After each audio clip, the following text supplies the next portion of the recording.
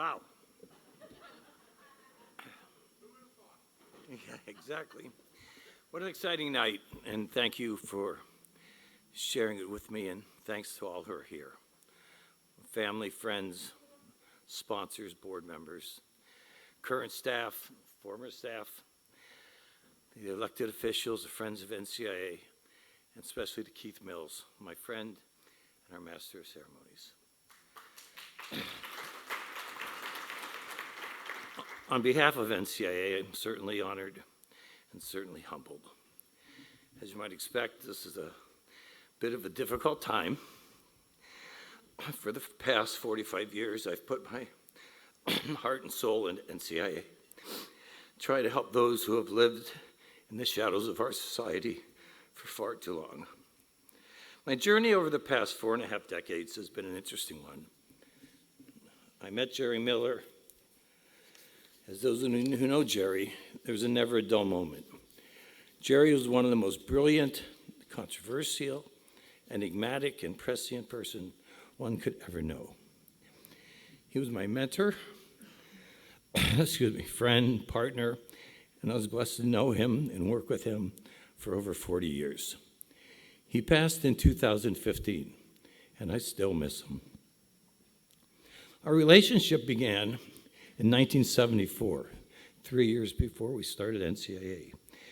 Jerry was Commissioner of Juvenile Justice under Governor Schaap in Pennsylvania. I was a student intern working on my master's in social work degree. He was charged with closing a prison in Camp Hill, Pennsylvania, which held 400 youth and 800 adult prisoners. Over the next 3 years, we worked together to move all of those juvenile offenders out of that prison into community-based programs. Our relationship strengthened and solidified over a youthful offender named Bobby Nestor. This is Bobby Nestor.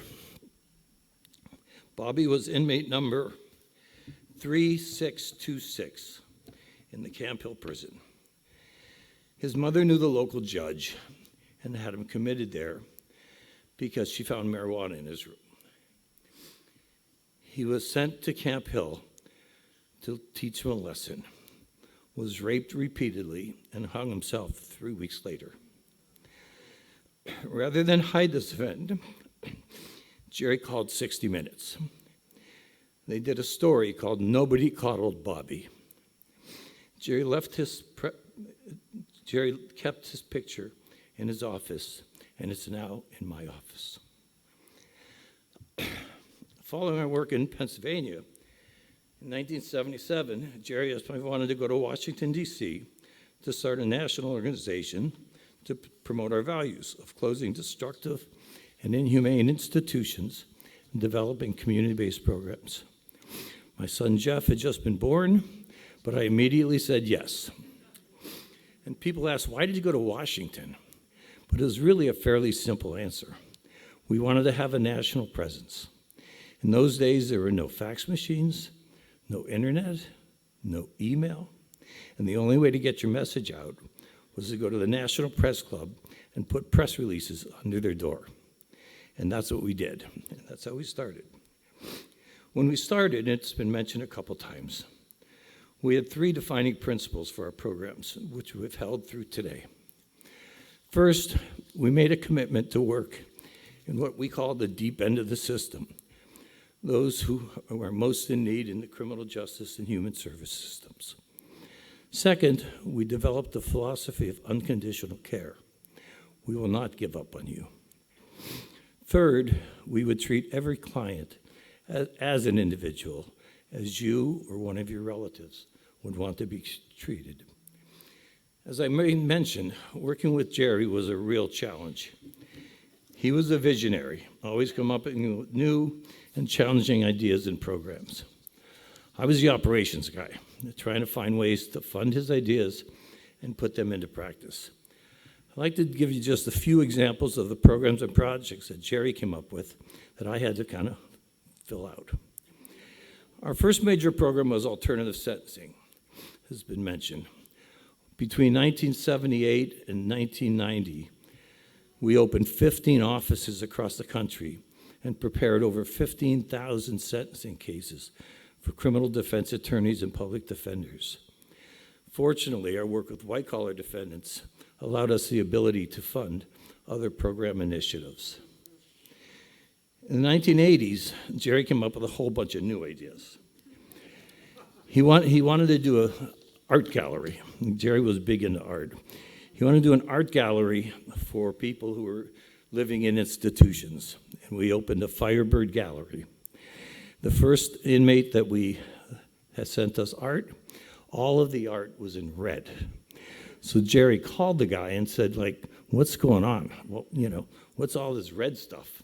He said, that's the only paint they would give me. So he learned how to shade red paint. Then, all of a sudden, I saw all these people coming into our office in Alexandria. And I said, Jerry, who are these people? He said, Herb, they're sex offenders. Nobody will treat them. The mental health system has thrown them out. But we will treat them, and I will be the lead therapist. And he became one of the best therapists in the country.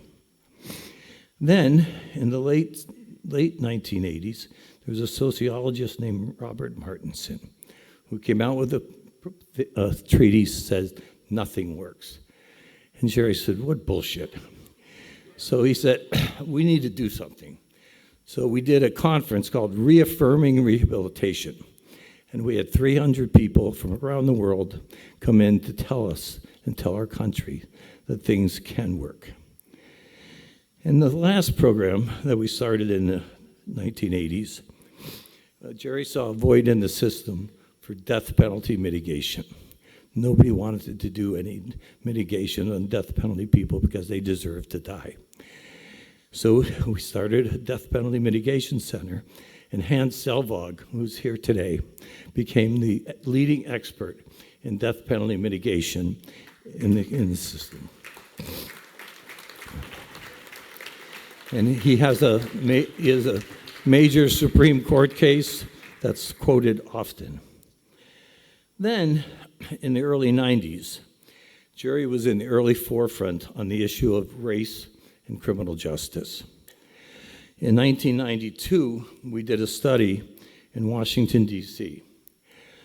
that found that 45% of the black males, 18 to 35 years old, were under some type of criminal justice supervision. At the time, of course, I was living in Baltimore, I always had. And I said, that's crazy. Baltimore is much better than that. We can't even touch that. So we did a hobbling a generation study in Baltimore when Kurt Schmoke was the mayor. Very progressive mayor and very great guy today. 54% of African American males in Baltimore City were under 18 to 35 were under criminal justice supervision. That is scandalous. If those were white males under criminal justice supervision, we wouldn't be here today. Then, Jerry wouldn't leave it at that. He wrote a book, a seminal book called Search and Destroy, African American Males in the Criminal Justice System, which became a textbook across the country. And then we put together a National Criminal Justice Commission to take us into the next century. And we published a book called The Real War on Crime, which was widely used in textbooks around the country. This is not to complain, but to give you a sense of the breadth and scope of what we at NCIA have been able to accomplish. On both a personal and professional level, I've been truly blessed. On a personal level, I'm blessed with a loving and understanding wife, 3 wonderful adult children, and 9 3/4 grandchildren. Our next one is due October 7th, October 7th or 8th. And Katie can't be here tonight, and she is heartbroken, but she just can't be here because of the health circumstances and being careful. And on a professional level, I've worked with one of the most brilliant and humane social science professionals in the world. I had the opportunity to give lectures and participate in criminal justice reform forums in Kiev, in Moscow, in Dublin, Ireland, in London, England, in Canada, and in Oslo, Norway. I traveled to and helped develop NCIA programs in over 30 states. Looking back over the past 45 years, I am proud of what NCIA has accomplished, and proud of so many NCIA alumni, many of whom are here, who have gone on to become change agents. They include foundation executives, government officials, researchers, nonprofit executives, and sentencing professionals.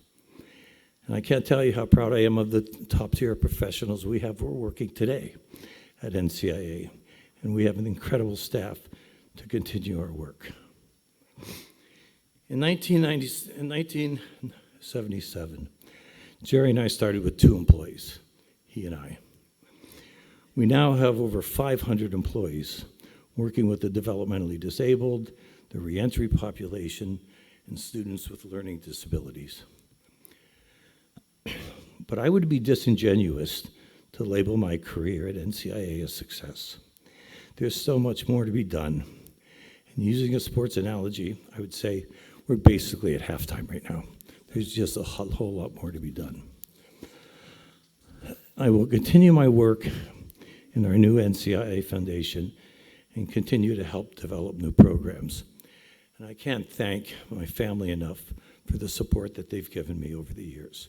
Jerry and Larry and Joan didn't just give us a check tonight. Over the years, they helped build a Jiffy Lube training center for children and youth. They've helped build our vocational training centers, and they've just been a stalwart in supporting us in our mission.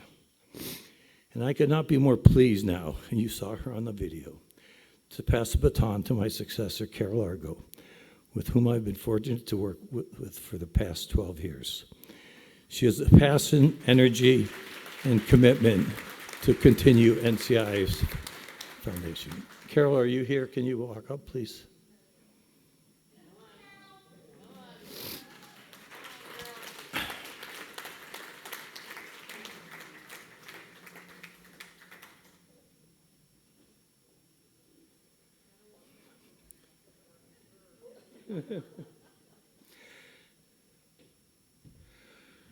Over the years, I've often been asked, why is NCIA different? What makes us different? It does sound silly, but it does go to the compassion and heart our staff put into our work. We really do care. We live a life that says, there but for the grace of God, go I.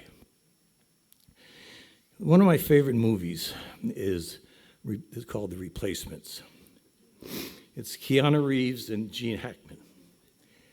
And in that movie, they're losing at halftime, and Gene Hackman walks off the field, and they ask him, what does it take to win this game?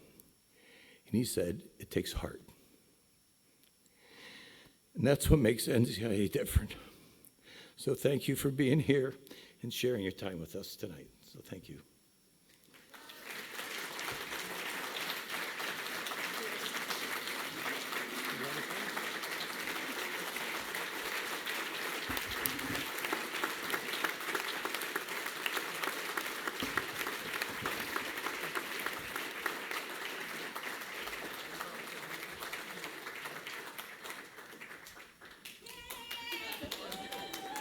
Oh, yeah, what a way to